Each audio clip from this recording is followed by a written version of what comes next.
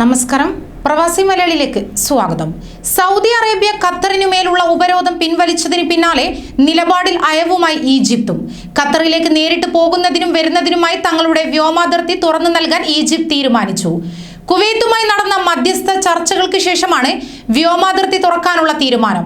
4 വർഷത്തോളമായി ഖത്തറിന് മേൽ ഏർപ്പെടുത്തിയ ഉപരോധം കഴിഞ്ഞ ദിവസം സൗദി അറേബ്യ നീക്കിയിരുന്നു. ഇതോടെ ഇരു രാജ്യങ്ങളുടെയും അതിർത്തികൾ തുറന്നിട്ടുണ്ട്.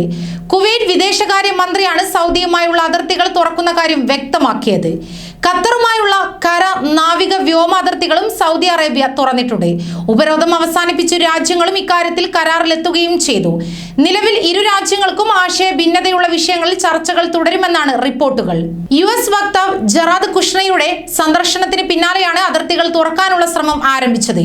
അതേസമയം GCC ഉച്ചകോടി ഇന്ന് തുടങ്ങാനിരിക്കെയാണ് സൗദിയുടെ തീരുമാനം. അതേസമയം തന്നെ മറ്റു GCC രാജ്യങ്ങളുമായുള്ള ഉപരോധം ഇപ്പോഴും തുടരുകയാണ്.